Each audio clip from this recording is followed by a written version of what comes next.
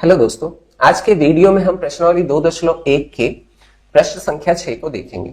अब प्रश्न संख्या 6 जो है उसके लिए अलग वीडियो बनाने की आवश्यकता इसलिए पड़ी क्योंकि ये जो प्रश्न है वो एग्जाम के पॉइंट ऑफ व्यू से भी बहुत इंपॉर्टेंट क्वेश्चन है और इसे समझाने के लिए थोड़ी लॉन्ग वीडियो की जरूरत थी, तो इसीलिए इसके लिए सेपरेट वीडियो बनाने की आवश्यकता पड़ी।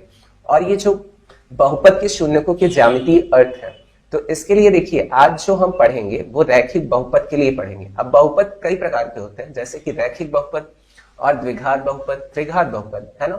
तो आज के लिए हम रैखिक बहुपद के लिए पढ़ेंगे।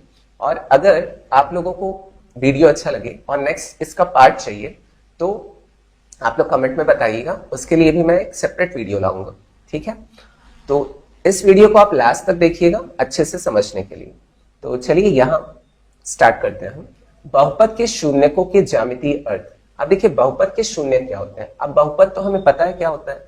अब अगर रैखिक बहुपद की बात की जाए तो उसे हम किस रूप में व्यक्त करते हैं, ax plus B is equal to 0, और जहां a is not equal to क्या होता है 0।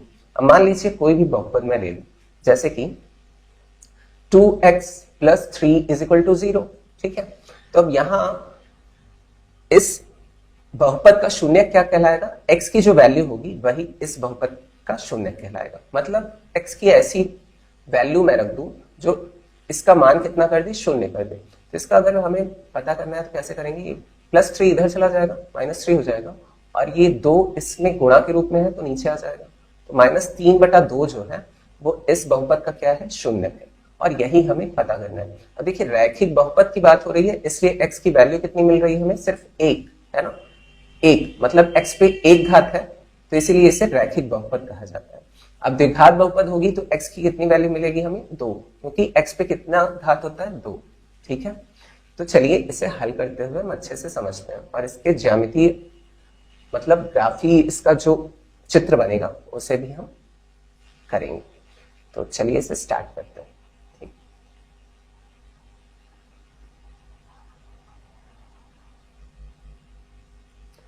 तो इसका हल हम लिखते हैं।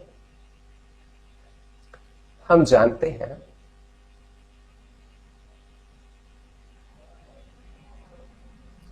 कि रैखिक बहुपद को ax plus B is equal to 0 के रूप में निरूपित किया जाता है।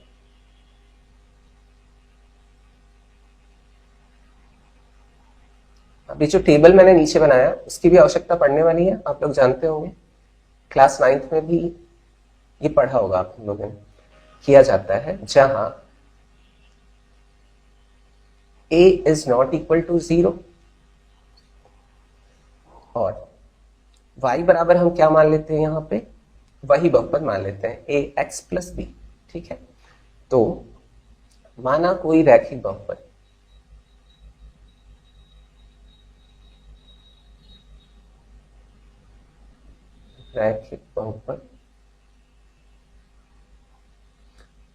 बराबर 2x प्लस 4,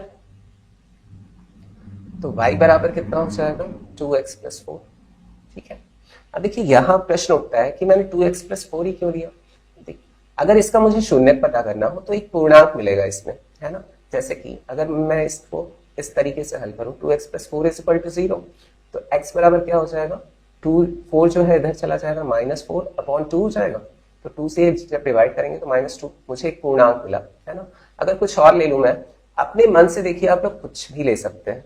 तो मैं अपने सुविधा के अनुसार मुझे एक पूर्णांक मिले, मैंने एक ऐसा बहुपद लिया है, रैखिक बहुपद, ठीक है। आप लोग कुछ भी ले सकते हैं। मान लीजिए इसी में मैं कुछ और ले लेता, 3x प्लस 5 ले लेता, ठीक है। तो इसका अगर शून्य मुझे पता करना हो तो इज इक्वल टू 0 लिखूंगा।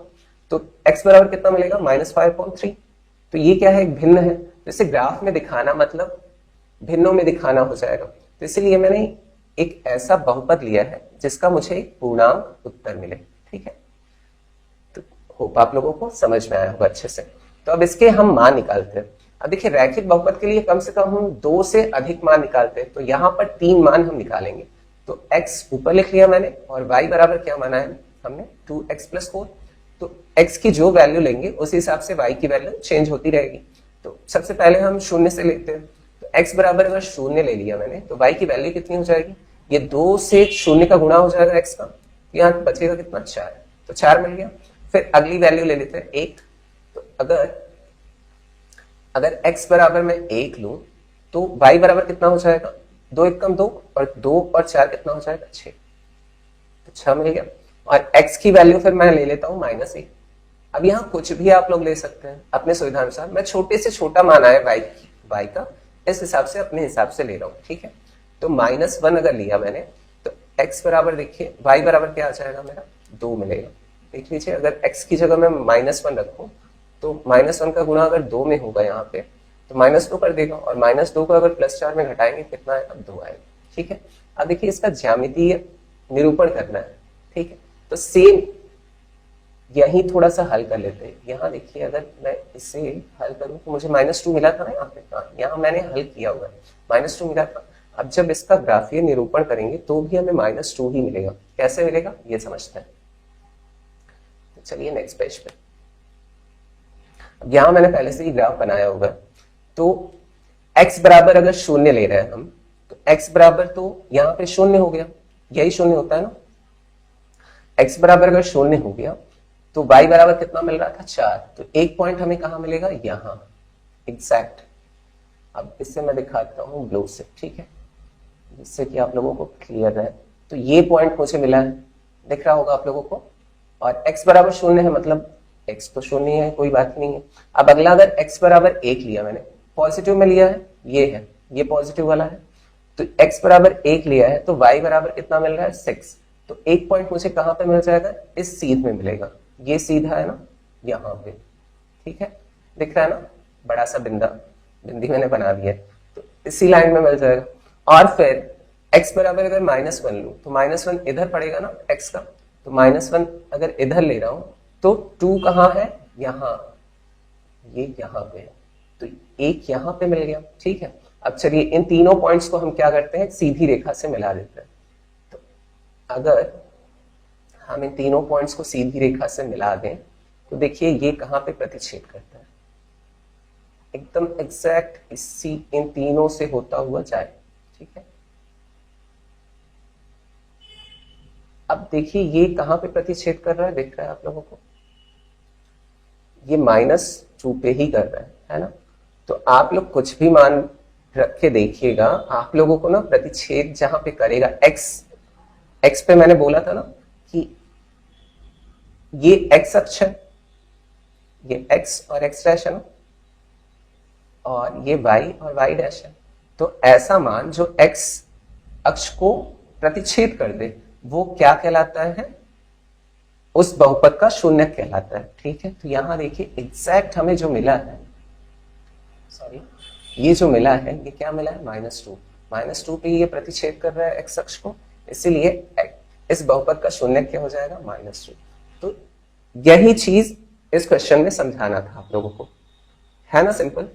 तो इसके लिए आप लोग देखिए प्रैक्टिकल करिएगा, खुद से कुछ भी ले लीजिएगा, एक कोई रैखिक बहुपद भिन्न वाला ले लीजिएगा या पूर्णांक वाला ले लीजिएगा। मान लीजिए आप लोगों को होमवर्क देता हूं मैं, एक प्रश्न ले लीजिएगा 3x + 6, ठीक है। अब इसे आप लोग ग्राफीय निरूपण इसका करिएगा और देखिएगा। अब इसका अगर यहां से मान निकाले हमारा कितना आएगा, इसका भी -2 ही आएगा। आप इसका निरूपण यहां से करिएगा, देखिएगा ये भी -2 पे ही प्रतिच्छेद करेगा x अक्ष को, ठीक है। ये आप लोगों के लिए होमवर्क है। अब आगे इसे लिख लेते हैं, कुछ पॉइंट्स हैं इसे तो प्रूव करने के लिए आगे लिखना पड़ेगा, तो लिख के अच्छे से इसे कंप्लीट कर देते हैं।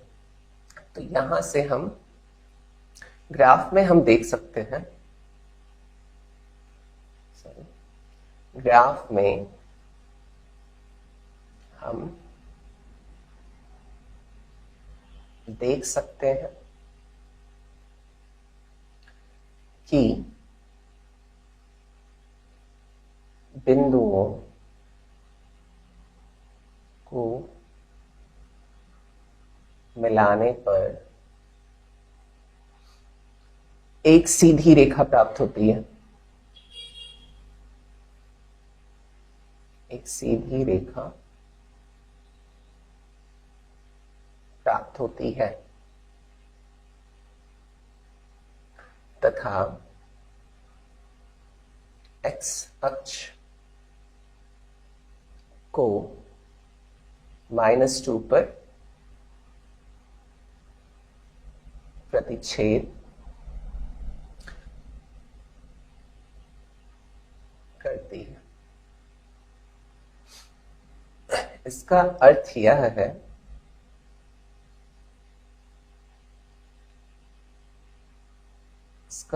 यह है कि किसी